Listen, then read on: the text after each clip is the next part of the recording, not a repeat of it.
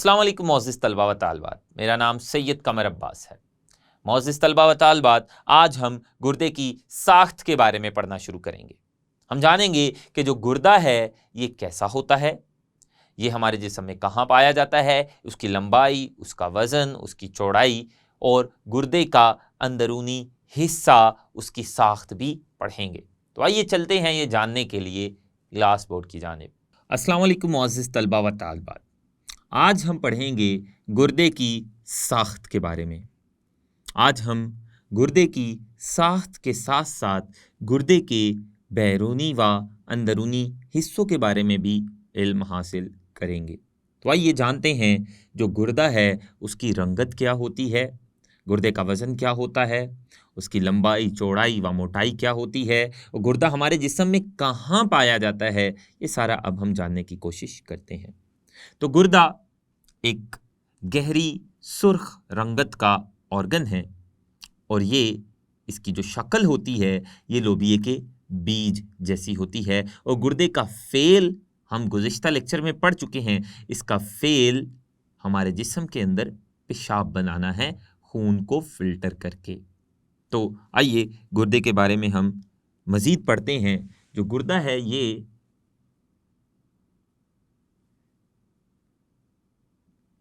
गहरे सुर्ख रंग का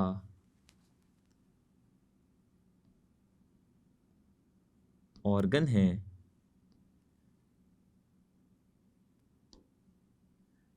जिसकी शक्ल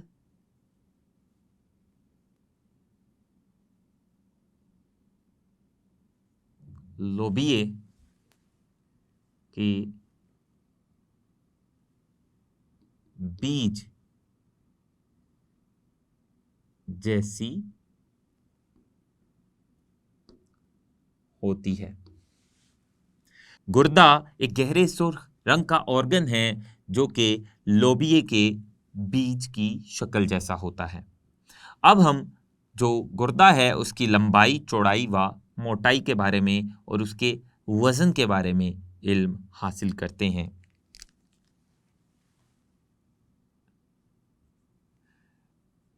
गुर्दे की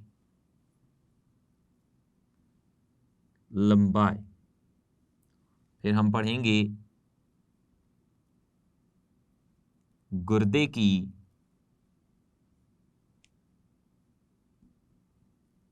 चौड़ाई और फिर हम पढ़ेंगे गुर्दे की मोटाई और फिर आखिर पर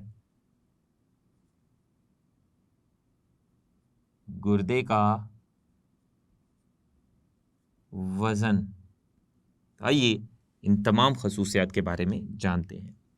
गुर्दे की लंबाई 10 सेंटीमीटर होती है। 10 सेंटीमीटर लंबा होता है गुर्दा।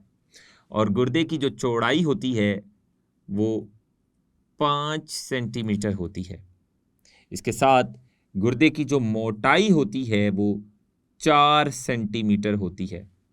5 सेंटीमीटर चौड़ा और 4 सेंटीमीटर मोटा होता है गुर्दा और लंबा 10 सेंटीमीटर होता है। इसके अलावा गुर्दे का वज़न, एक गुर्दे का वज़न 120 ग्राम होता है। तो ये गुर्दे की लंबाई, चौड़ाई, मोटाई और वज़न के बारे में हमने जाना। अब हम ये जानेंगे कि गुर्दा हमारे जिस्म में कहाँ पाया जाता है। गुर्दा हमारे एब्डोमेन यानी पेट की पिछली दीवार के साथ लगा होता है। कुछ लोग ये कहते हैं कि जो गुर्दा है वो यहाँ पेट के अगले हिस्से में होता है, जबकि ये बिल्कुल गलत है। गुर्दा ना कि पेट की अगली दीवार में मौजूद होता है, बल्कि गुर्दा एब्डोमेन और पेट की पिछली दीवार जिसको कमर कहा जाता है वहां लगा हुआ होता है। तो गुर्दे कहाँ होते हैं? ये गुर्दे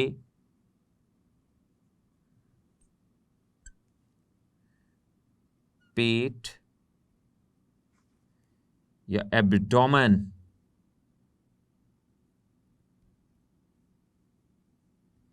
की पिछली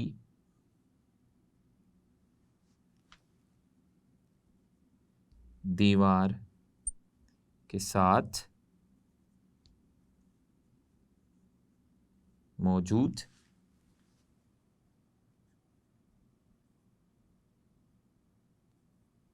होते हैं और हर गुर्दा, दो गुर्दे होते हैं, उनमें से हर गुर्दा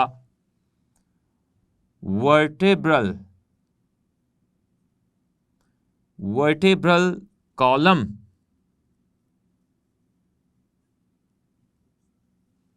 यानी रीढ़ की हड्डी, जो कि हमारी कमर के बिल्कुल दरमियान में होती है, रीढ़ की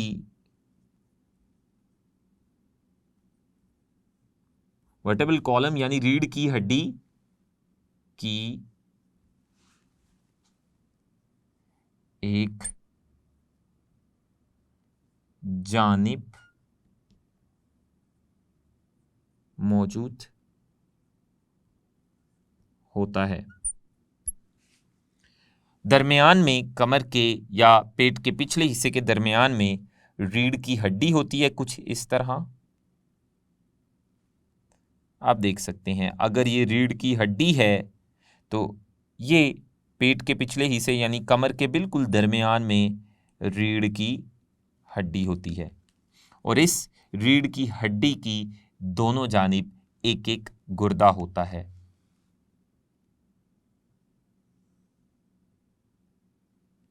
जिसकी शक्ल लोबिये के बीज जैसी होती है। तो ये जो गुर्दे हैं दो, ये पेट के पिछली दीवार के साथ होते हैं और हर गुर्दा वर्टेब्रल कॉलम या रीढ़ की हड्डी की एक जानिब और दूसरा गुर्दा दूसरी जानिब होता है। इसके अलावा गुर्दों की हिफाजत का भी बंदोबस्त किया है अल्लाह ताला ने हमारे जिस्म के अंदर। हमारे जिस्म के अंदर ये जो गुर्दे हैं, जो कि दोनों गुर्दे वर्टेब्रल कॉलम की दोनों अतराफ पर मौजूद है, एक गुर्दा एक तरफ और दूसरा गुर्दा दूसरी तरफ। इन दोनों गुर्दों को हमारे जिस्म की जो नीचे वाली दो पसलियां हैं वो इन गुर्दों की हिफाजत करती हैं। तो गुर्दों की हिफाजत का जिम्मेदार दो पसलियां हैं। सबसे नीचे वाली दो पसलियां गुर्दों की हिफाजत करती हैं।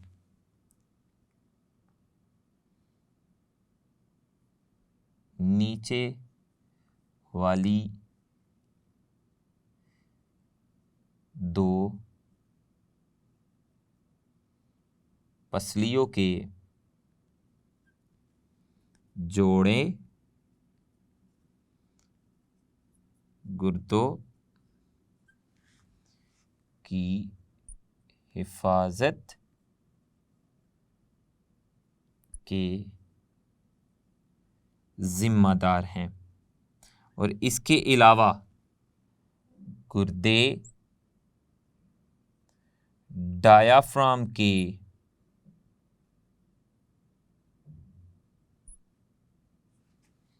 डायाफ्राम के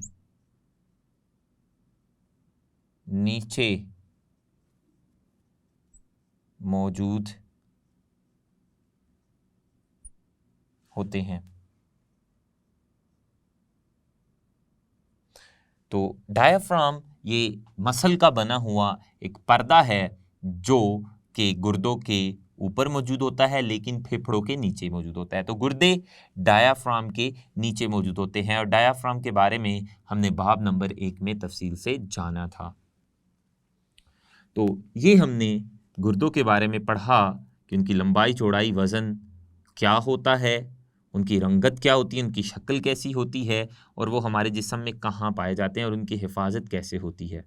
अब हम गुर्दे का तूली तराशा अगर देखें, अगर हम गुर्दे को काट कर उसके अंदर देखें तो हमें गुर्दे के अंदर मुख्तलिफ हिस्से नज़र आएंगे।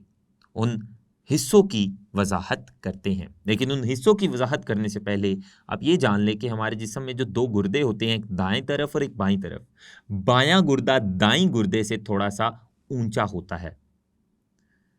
मैंने दोबारा बता देता हूं, बायां जो गुर्दा है वो दाएं गुर्दे से थोड़ा सा ऊंचा होता है, ना कि दोनों गुर्दे एक ही लेवल पर होते हैं, बल्कि दायां गुर्दा थोड़ा सा नीचे होता है और बायां गुर्दा थोड़ा सा ऊंचा होता है। अब हम गुर्दे के मुख्तलिफ हिस्से पढ़ते हैं। अगर गुर्दे को तूल के लिहाज से काटा जाए, तूल यानी लंबाई के लिहाज से काटा जाए, तो उसे कहते हैं गुर्दे का तूली तराशा। तो गुर्दे के तूली तराशे को हम अच्छे से उसकी हम वजाहत करते हैं।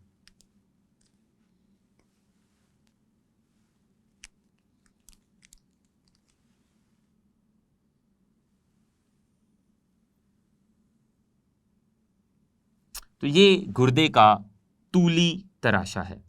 गुर्दे को हमने तूल के लिहाज से, लंबाई के लिहाज से काटा और गुर्दे के दो टुकड़े किए ताकि गुर्दे के अंदर देख सके कि गुर्दे के अंदर क्या क्या मौजूद है। तो ये गुर्दे का तूली तराशा है।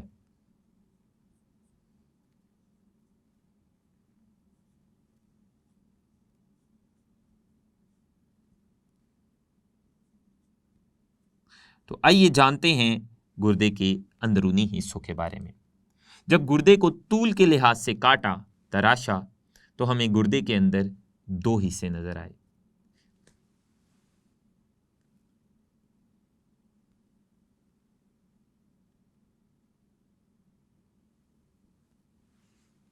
तो ये जो गुर्दे का बैरूनी हिस्सा है, इसको कहते हैं रेनल कॉर्टेक्स।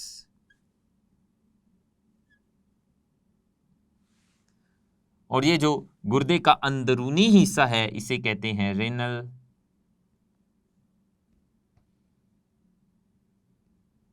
मेडुला। तो गुर्दे के तूली तराशा में दो हिस्से थे। एक गुर्दे का बैरूनी हिस्सा था बाहर वाली तरफ, और एक गुर्दे का अंदरूनी हिस्सा था अंदर वाली तरफ, उसे रेनल मेडुला कहा। तो रेनल कॉर्टेक्स क्या है? गुर्दे का बैरूनी हिस्सा, जबकि रेनल मेड्यूला क्या है? गुर्दे का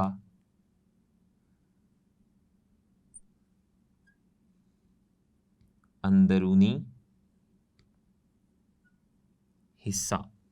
रेनल कॉर्टेक्स जो गुर्दे का बैरूनी हिस्सा है, आप देख भी सकते हैं, ये गहरी रंगत में होता है, इसकी रंगत गहरी सुर्ख है, जबकि रेनल मेड्यूला जो कि गुर्दे का अंदरूनी हिस्सा है, इसकी रंगत हल्की सुर्ख है। इसकी रंगत गहरी सुर्ख है, जबकि रेनल मेड्यूला की रंगत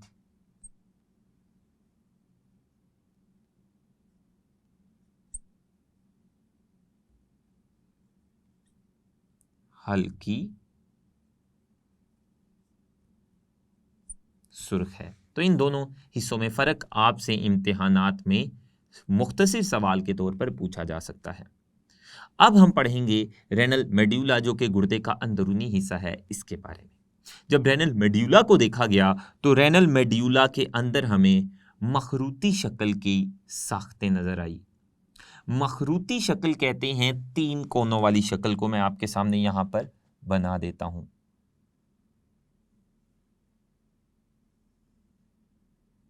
तो ये जो तीन कोनों वाली शक्ल है, इसे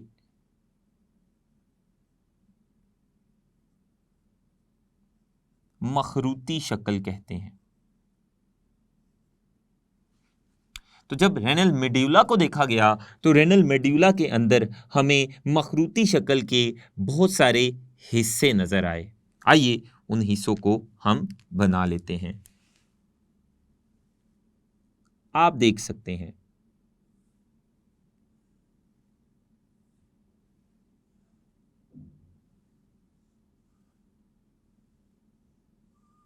तो आप देख सकते हैं रेनल मेड्यूला में आपको मखरूती शक्ल के जो बहुत सारी साख्ते और हिस्से नजर आ रहे हैं, इन मखरूती शक्ल के हिस्सों को रेनल पायरामिड्स कहते हैं।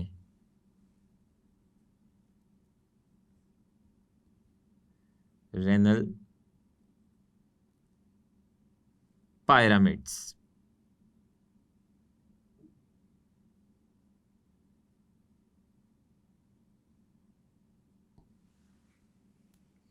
तो रेनल पायरामिड्स क्या होते हैं? ये मखरूती शक्ल के हिस्से होते हैं रेनल मेड्यूला के अंदर। तो रेनल मेड्यूला के अंदर मखरूती शक्ल के 3 कोनों वाली शक्ल के जो हिस्से होते हैं बहुत सारे, उन्हें रेनल पायरामिड्स कहेंगे। तो रेनल पायरामिड्स, इनके जो नोकीले किनारे हैं वो खुले हुए हैं, आप देख सकते हैं।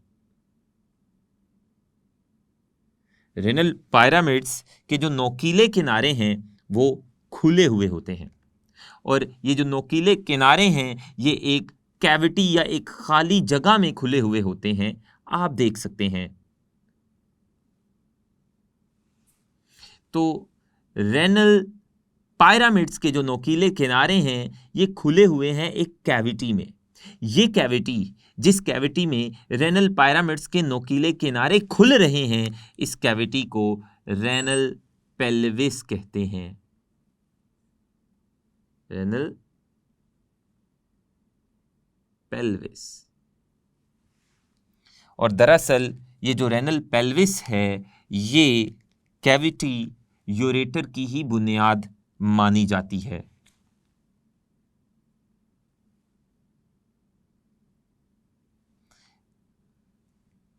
रेनल पेल्विस ये यूरेटर की ही बुनियाद मानी जाती है। इसी कैविटी, ये यूरेटर के ही बुनियादी हिस्से की कैविटी है। और यूरेटर हमने पिछले लेक्चर में पढ़ा था, ये वो नाली है जो पेशाब को गुर्दों से यूरिनरी ब्लैडर तक लेकर जाएगी। तो रेनल पेल्विस क्या है? ये एक ऐसी कैविटी है जो कि जिस कैविटी में रेनल पायरामिड्स के नोकीले किनारे खुलते हैं, और ये कैविटी रेनल पेल्विस यूरेटर की ही बुनियाद है, बुनियादी हिस्सा है जहां से उसका आगाज होता है। इसके अलावा गुर्दे की जो मुअक्कर सतह है, मुअक्कर सतह कहते हैं कनकेव सतह। 2 तरह की सतहें होती हैं, एक होती है कन्वेक्स सतह और दूसरी होती है कनकेव। कन्वेक्स कहते हैं जो बाहर की तरफ निकल रही हो, और कनकेव सतह वो वाली सतह होती है जिसका रुख अंदर की जानिब हो। तो आप देख सकते हैं ये जो कनकेव और मुअक्कर सतह है गुर्दे की, इस मुअक्कर सतह में एक आपको गड्ढा नजर आ रहा होगा। तो ये जो कनकेव या मुअक्कर सतह में गुर्दे का अंदर की तरफ हुआ हिस्सा आपको नजर आ रहा है, अगर मैं यहां से आपको दिखाना चाहूं,